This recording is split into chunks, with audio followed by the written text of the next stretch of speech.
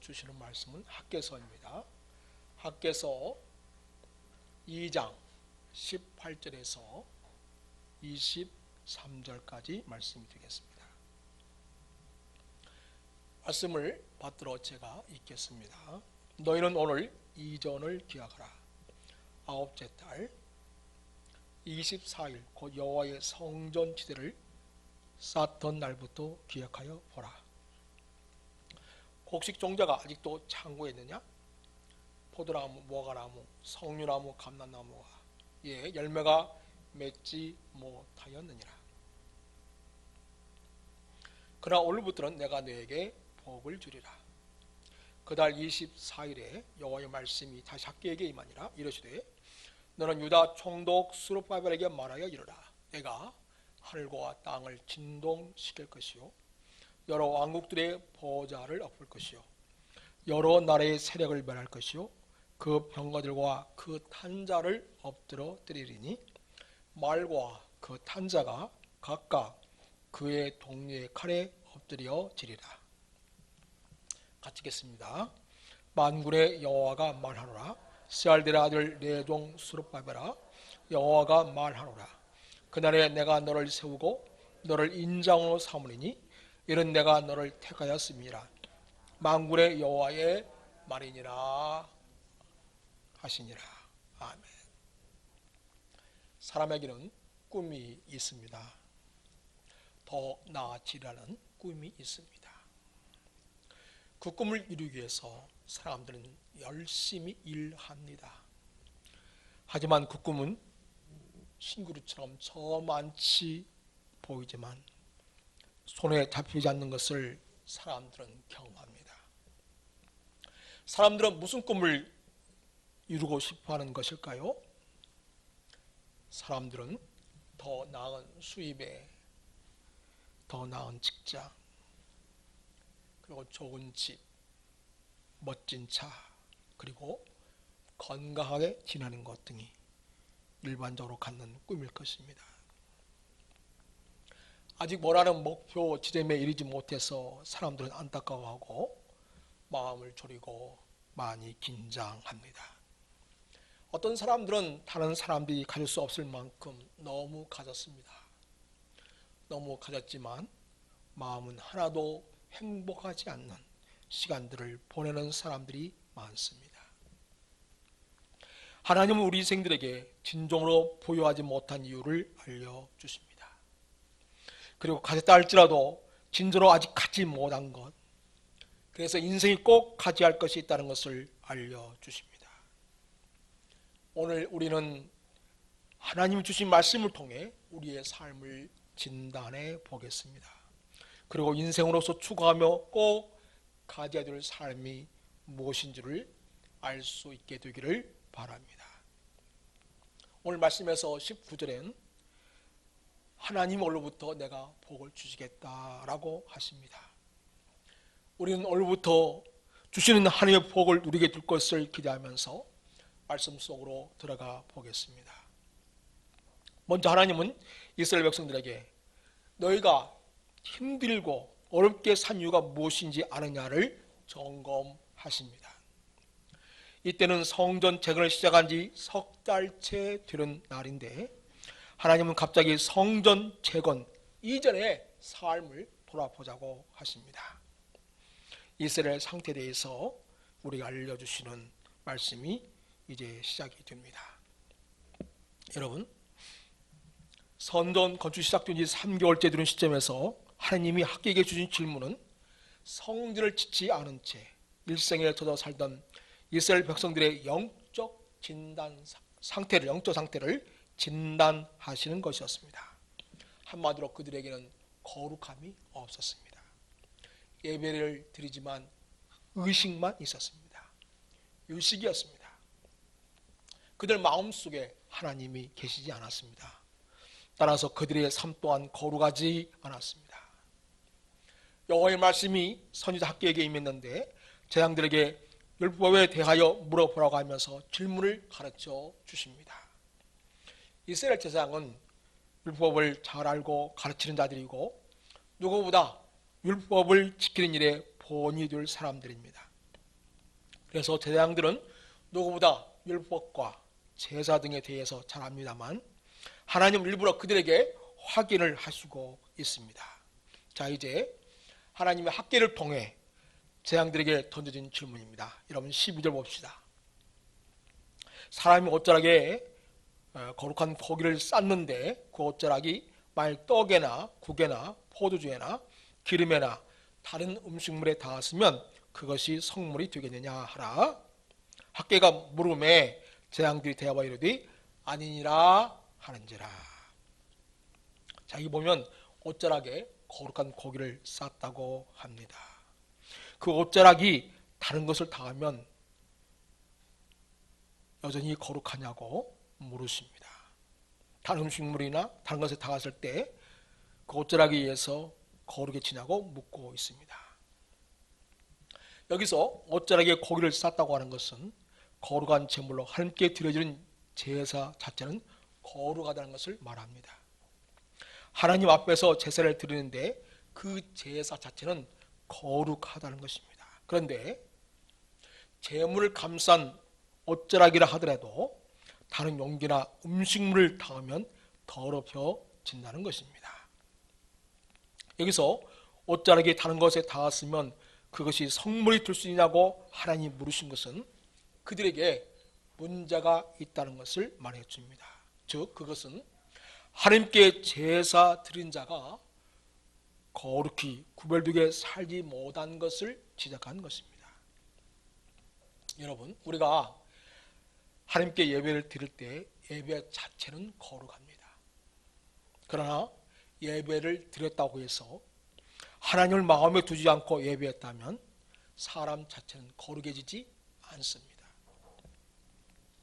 또 예배를 거룩하게 드렸다고 해서 그 사람이 어떻게 살아도 거룩함이 계속 유지되느냐라는 것은 아니라는 것입니다.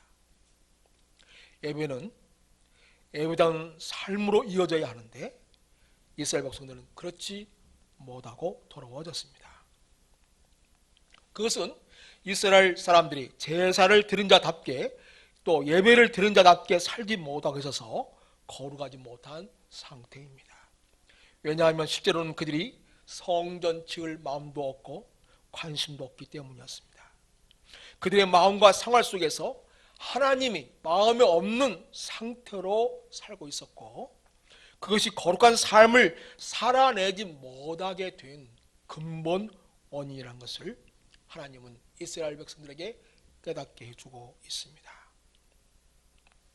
또 하나님은 이스라엘에게 성전 지을 생각이 없다는 것은 그들의 마음에 하나님이 없었다는 것이고 하나님 없는 그 삶은 부정하고 그 부정은 계속해서 부정을 낳는 것에 불과하다는 것이었습니다. 하나님 이스라엘이 계속해서 부정한 삶을 살고 있었다는 것을 지적해 주고 있습니다. 여러분 13절 같이 읽겠습니다. 시작. 학계가 이르되 시체를 만져서 부정하여진 자가 만일 그것들 가운데 하나를 만지면 그것이 부정하겠느냐 하니 제사장들이 대답하여 이르되 부정하리라 하더라.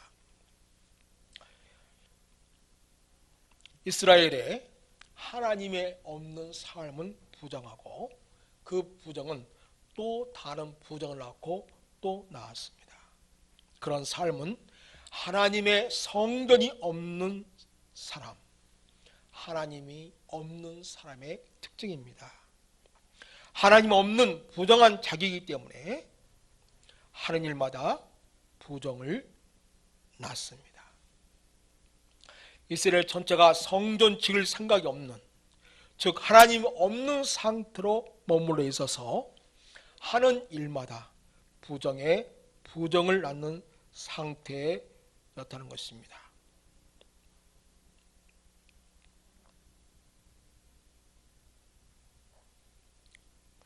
그 상태가 이스라엘 전체에 퍼져 있었다는 것을 14절이 보여줍니다.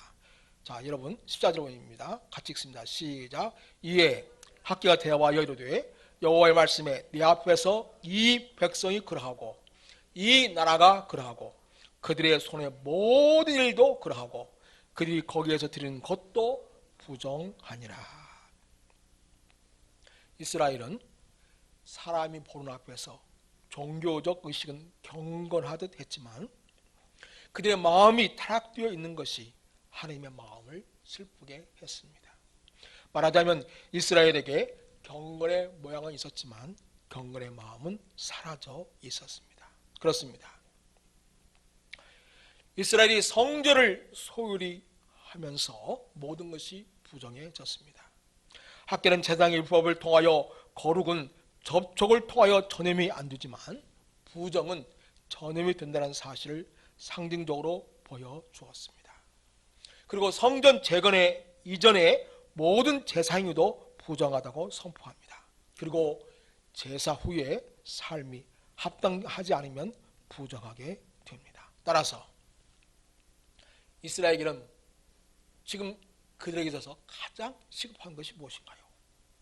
성전 재건이 우선순위에서 제일 순위가 되어야 한 것을 지적해 주고 있습니다. 왜냐하면 성전을 통하지 않고서는 부정을 면할 방법이 없기 때문입니다.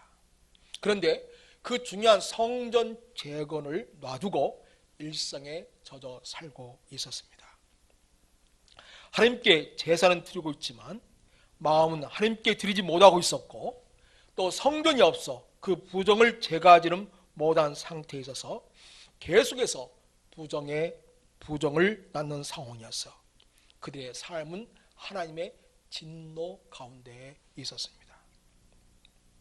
이제 하나님은 그런 이스라엘에게 성전 지을 생각이 없던 삶, 즉 하나님을 마음에 두고 살지 않던 그런 이스라엘의 삶은 고달프기만 했던 것을 되돌아보게 해주십니다. 여러분 15절 보겠습니다. 15절. 이제 원하건대 너희는 오늘부터 이전 그 여호와의 전에 돌이 돌 위에 놓이지 아니하던 때를 기억하라 라고 하십니다. 즉 성전 재건 공사를 시작하기 이전의 삶을 한번 돌아보라고 하십니다. 우리 16절 같이 읽습니다. 시작. 그때에는 20고루 곡식더미에 70고루뿐이었고 포도즙 틀에 50고루를 기르러 이른즉 20고루뿐이었느니라. 선돈 건축에 무관심한 채로, 그러니까 하나님을 마음에 두지 않고 살던 때에 이스라엘은 곡식더미를 거둘 때에 20고루의 수확을 기해야 됐는데 10고루뿐이었다고 합니다. 수확이 반타작만 한 것입니다. 포도주틀에 50고루의 수확을 기대했는데 거둔 것은 20고루뿐이었다고 합니다. 반타작도 못했다는 것입니다. 그렇게 된 것은 하나님이 그들을 치셨기 때문이다 라고 하나님이 가르쳐 주십니다. 자, 17절 읽습니다. 시작. 만군의 여호와가 말하노라 내가 너희 손으로 지은 모든 일에 곡식을 마르게 하는 재앙과 깐부기 재앙과 우박으로 쳤으나 너희가 내게로 돌이키지 아니하였느니라. 하나님은 재앙을 통해서 계속 그들을 깨닫게 해주고 있지만은 그들은 깨닫지 못한 채 먹고 살기 바쁘다고 일에만 신경 썼지 성전을 재건하며 마음속에 하나님을 중심을 두고 사는 일에는 소홀히 했다 그 말입니다. 하나님 없는 그들의 삶, 하나님의 성전이 지어지지도 않고 있는데 방치하고 살아온 삶을 하나님이 치셔서 재앙이 임한 것이라고 하십니다. 그래서 이스라엘 집은 황무해졌습니다. 더욱 빈곤해졌습니다. 자, 그런데 여러분, 하나님이 이제 복을 약속해 주십니다. 자, 여러분 18절 오늘 읽은 말씀 중에 같이 읽겠습니다. 시작. 너희는 오늘 이 전을 기억하라. 아홉째 달 24일 곧 여호와의 성전 지대를 쌓던 날부터 기억하여 보라고 하시죠. 자, 이 오래전에 성전의 재건을 시작했지만 방치된 이후로 오랜 세월이 지나갔었죠. 그 지나간 세월 동안 너희들이 생활이 어땠느냐 한번 되돌아보라고 말씀하고 있습니다. 자, 여러분 19절 봅니다. 19절 시작. 곡식 종자가 아직도 창고에 있느냐?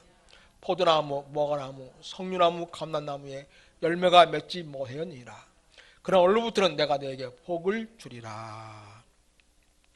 곡수종자가 아직도 창고에 있느냐? 종자도 제대로 준비하지 못한 채 궁핍하게 살고 있습니다. 포도나무, 무화과나무, 송류나무, 감나무에 열매가 맺지 못하느니라. 추수기가 되어서도 열매를 거두지 못하는 그러한 상황이 되고 말았습니다. 그러나 하나님이 희망을 선언해 주십니다. 그러나 19절 끝에 그러나 오늘부터는 내가 너에게 뭘 주리라? 복을 주리라 하십니다.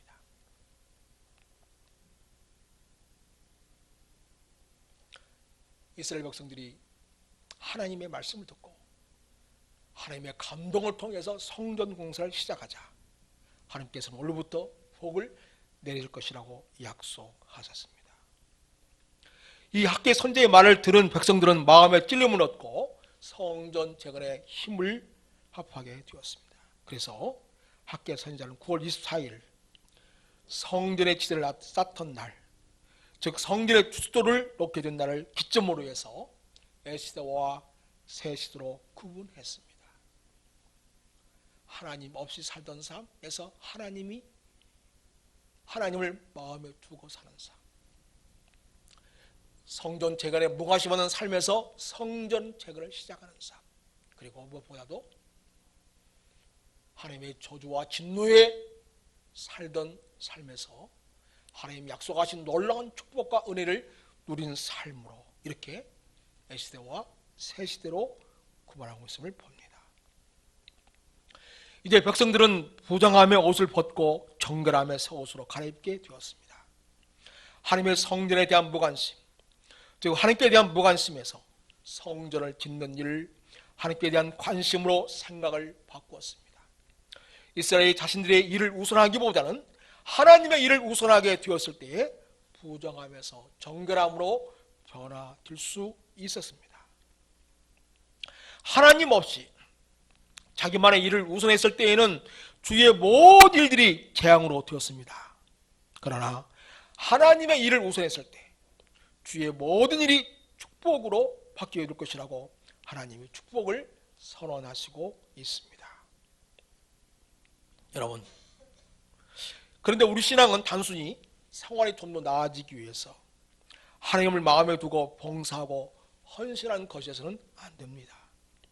우리는 우리 삶을 복되게 하신 하나님 앞에서 더 중요하고 바라봐야 할 것이 있다는 것을 알아야 합니다. 그래서 우리는 하나님의 더 나은 하나님의 뜻과 목적이 무엇인지를 항상 바라봐야 합니다. 자, 여러분, 9월 24일 성전 재건을 위한 기용식을 열 것인데 성전 재건의 총책임은 다윗 가문의 출신이자 페르시아의 총독이었던 스룹바벨에게 주었다고 할 수 있겠습니다. 그리고 이제 하나님은 성전 재건 위에 펼쳐질 종말론적인 모습을 보여주고 있습니다. 21절 봅니다. 21절, 그래서 22절 같이 읽습니다. 시작. 너는 유다 총독 스룹바벨에게 말하여 이르라. 내가 하늘과 땅을 진동시킬 것이요 여러 왕국들의 보호자를 엎을 것이요 여러 나라의 세력을 멸할 것이요 그 병거들과 그 탄자를 엎드러 때리리니 말과 그 탄자가 각각 그의 동료의 칼에 엎드러지리라. 여기서 하늘과 땅을 진동시킨다는 것은 종말의 때를 가리키는 성경의 표현입니다. 여러 왕국들의 보호자를 엎고 여러 나라의 세력을 멸하고 그 병거들과 그 탄자를 엎드러뜨리고 말과 그 탄자 각각 그의 동료의 칼에 엎드러지게 된다고 하는 것은 하나님의 승리를 이야기합니다. 다시 말해서 하나님의 종을 통하여 위대한 역사적 승리를 얘기해 주고 있습니다. 그러니까 여러분, 이것은 스룹바벨을 통하여 종말에 이룰 하나님의 위대한 승리를 예고해 주고 있습니다. 그래서 하나님은 온 세상의 통치자를 굴복시키고 스룹바벨을 앞장 세우겠다고 하십니다. 그리고 온 세상의 진정한 통치자가 되게 하시겠다는 말씀을 주시고 있습니다.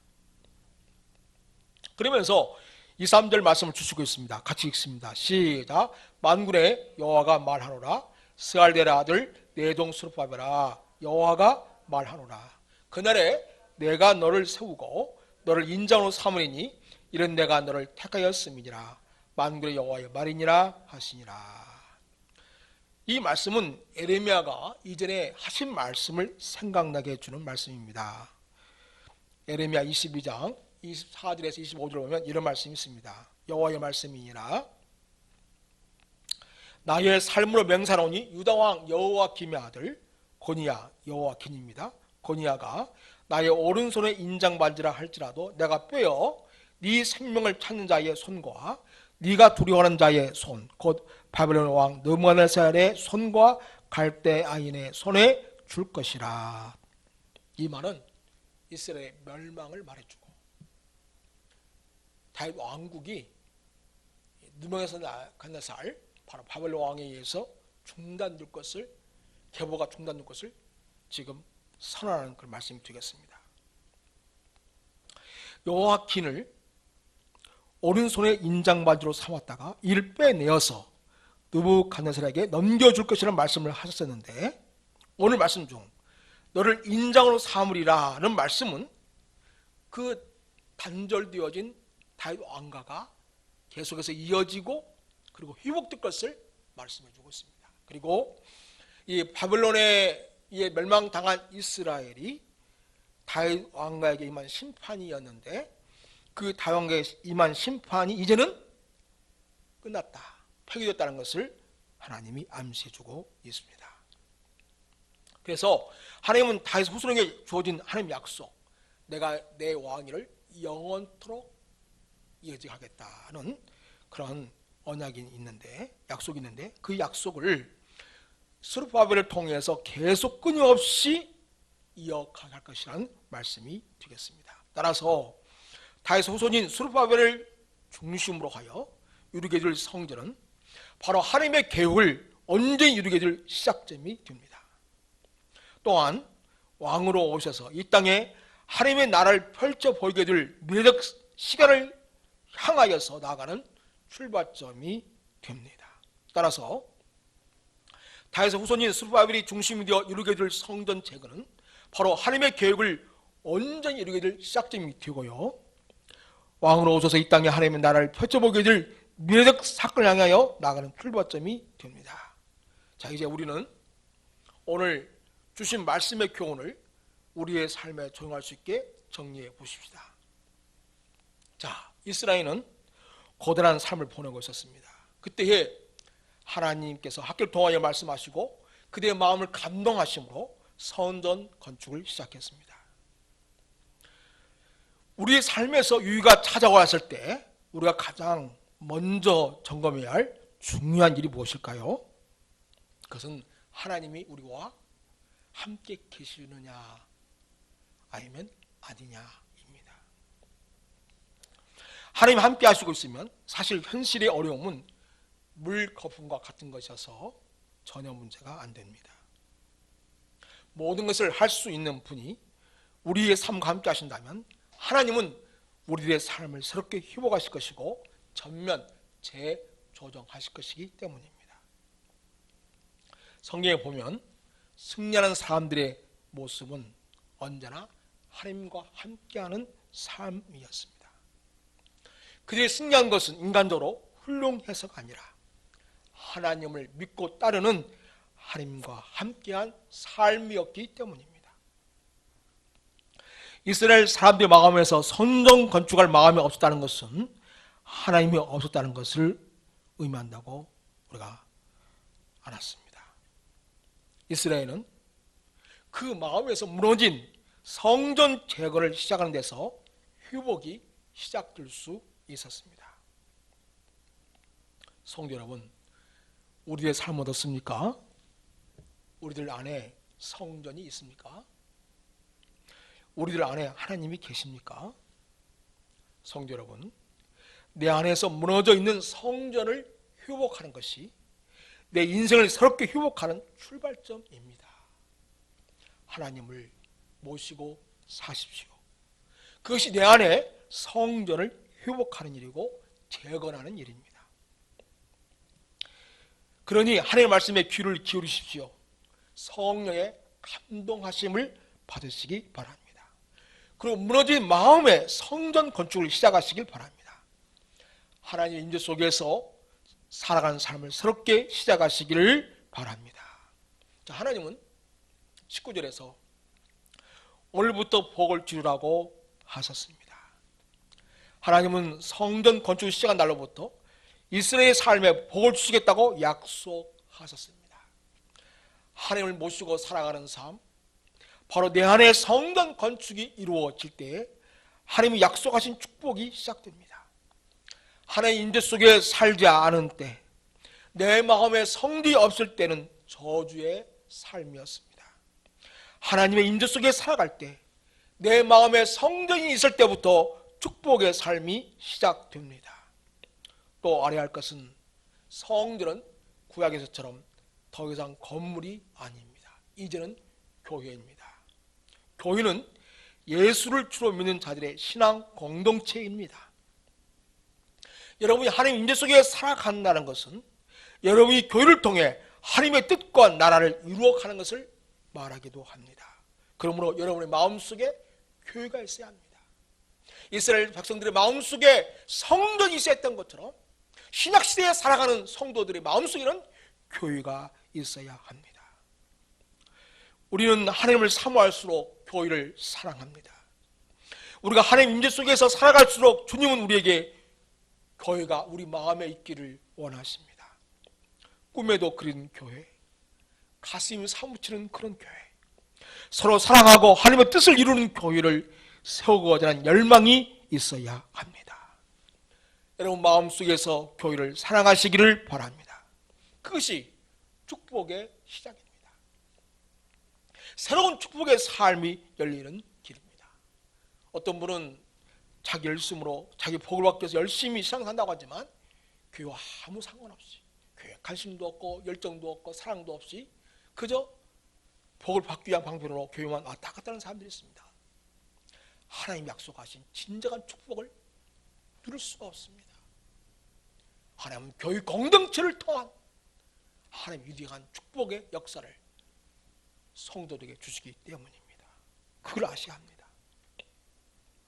그러나 성도 여러분, 우리가 하나님 임재 속에 살고 교회 공동체를 품고 살 때에 하나님 약속하신 복은 분명히 임합니다. 그렇다고 해서 우리의 삶의 목적이 좀 더 나아진 삶 같은 것이어서는 안 됩니다. 우리의 삶의 목적은 어떤 상황에서라도 하나님 의도하신 목적에 맞춰져야 합니다. 좀 더 힘들거나 어렵거나 더 편안하거나 더 고단하거나 언제든지 우리의 삶의 목적은 하나님께 고정되어 있어야 합니다. 오늘 말씀을 통해 하나님은 이스라엘에게 더 진전된 어떤 목적이 있음을 알려주었습니까? 바로 하나님은 스룹바벨을 통해서 이루실 미래의 비전을 보여주셨습니다. 지금 성전의 재건이 스룹바벨을 통해 새롭게 시작되듯이 하나님은 스룹바벨을 통해 궁극적으로 진정한 성전을 세우실 자를 보여주시고 있습니다. 내 종 스룹바벨아, 여호와가 말하노라. 그날에 내가 너를 세우고 너를 인장으로 삼으리니 이런 내가 너를 택하였음이니라. 이렇게 이 3절에서 말씀하고 있습니다. 이 말씀은 이스라엘 그 당시에는 스룹바벨을 지칭하고 있지만 궁극적으로 여호와의 종으로 인장을 삼을 리가 있다는 것을 보여줍니다. 인장인 것은 뭐죠, 여러분? 언제 도장 찍죠? 확정 지을 때, 그죠? 예. 인증할 때 결정적인 것을 말하는 의미로 쓰여집니다. 그 인장이 될 자는 왕권을 가지고 영원한 성전을 세우실 자입니다. 그분이 하나님이 계획하신 분, 바로 예수 그리스도이십니다. 그래서 하나님은 스룹바벨아, 내가 너를 택하고 세워서 나의 인자로 삼았다고 하는 것은 궁극적으로 그 인장을 스룹바벨을 통해서 우리가 오실 메시아 예수 그리스도를 바라보게 하시는 것이었습니다. 그럼 여러분, 스룹바벨을 통해서 바라보아야 할 하나님이 택한 세우신 인장은 바로 예수 그리스도입니다. 이스라엘 백성들은 수르바벨을 통해서 그렇게 오실 하나님이 택하신 그리고 세우고 인정으로 삼으신 문을 바라봐야 했던 것이죠. 그러므로 우리들의 삶은 예수 그리스도를 바라보는 삶에 있어야 합니다. 이스라엘은 수르바벨을 통해 장차 오실 성전 주신 그 예수 그리스도를 바라보아야 했듯이 우리도 영원한 왕이시고 마지막 날에 우리를 믿음으로 승리하게 하셔서 성전이신 자신에게로 불러들이시는 예수님을 바라보는 삶을 살아야 합니다. 우리가 곡식을 좀 더 거두고 풍성하게 사는 것이 우리 삶의 목적이 아닙니다. 우리는 그것을 넘어서는 믿음이 있어야 합니다. 넉넉한 양식이 우리에게 필요한 것이지만 그것이 우리의 궁극적인 삶의 목적이 되어서는 안 됩니다. 오히려 때로는 우리의 삶이 다소 고단하고 궁핍할지라도 그럴 때일수록 오직 그리스도를 추구하는 삶이어야 하겠습니다. 그 삶 자체가 예수로 인해 부유해진 삶이다 라고 할 수 있겠습니다. 우린 이렇게 하늘과 새 땅에서 주님과 영원토록 살게 될 것을 바라보는 삶이어야 합니다. 우리에게는 새 하늘과 새 땅에서 하나님, 예수님 자신들이 성전으로 계시는 영원한 삶을 확신하면서 살아야 합니다. 오늘 여기서 우리는 성경이신 예수 그리스도를 믿는 믿음을 갖고 예수 그리스도 안에 살고 성령님의 인도하심과 능력으로 하나님을 삶의 중심으로 모시고 하나님의 임재를 늘 경험하는 삶을 이루어가야 하겠습니다. 이것이 바로 오늘 이 시대를 살아가는 하나님의 자녀로서 추구해야 할 목적 있는 삶이고, 그리고 다른 사람 알 수 없고 다른 사람 갈 수 없고 다른 사람 누릴 수 없는 오직 예수 그리스도를 소유한 삶, 예수 그리스도가 있음으로 진정 행복하고 자유롭고 넉넉하고 부유한 성도의 삶을 이루어가는 우리 큰사랑 가족과 우리 사랑하는 교우들이 되기를 예수의 이름으로 축원해 드립니다. 하나님 아버지, 하나님 없는 곳에는 아무것도 아니며 하나님 없는 곳에는 참된 축복도 없음을 알게 하소서. 우리 마음속에 성령이 있는지 확인하게 하여 주시옵소서. 정말 하나님을 내 중심에 모시고 살아가고 있는지요. 무너진 성전이 있다면 오늘 그 성전을 일으켜두기를 원합니다. 다시 예수 그리스도를 주로 고백하고 하나님을 내 인생의 삶의 주인으로 모시고 살게 도와주시고 우리 영원한 성전 되신 예수님 안에 거하는 믿음의 삶이 되게 해주시옵소서. 또 하나님께서는 영원히 거할 성전에 주셔서 우리를 그곳으로 인도해 드실 것이었습니다. 그래서 오늘 이 땅에 살아가면서 우린 그 날을 바라보고 그 하늘 성전을 바라보며 믿음으로 살기를 기대하십니다. 어떤 어려움과 어떤 시련이 있다 할지라도 하나님의 성전 주심을 바라보며 하늘나라를 소망하면서 믿음으로 살아가는 삶이 우리의 목적이 되게 해주시기 원합니다. 그것이 우리 인생의 참된 축복이요 부여요 자유요 능력이요 참된 행복임을 알게 해주시기 원합니다. 우리 사랑하는 성도들, 날마다 예수 안에 살고 성령의 인도하심과 능력으로 하나님을 삶의 중심으로 모시고 하나님의 임재를 늘 경험하는 삶을 이루어가게 하옵소서. 모든 말씀을 예수님의 이름으로 축복하며 기도드립니다. 아멘.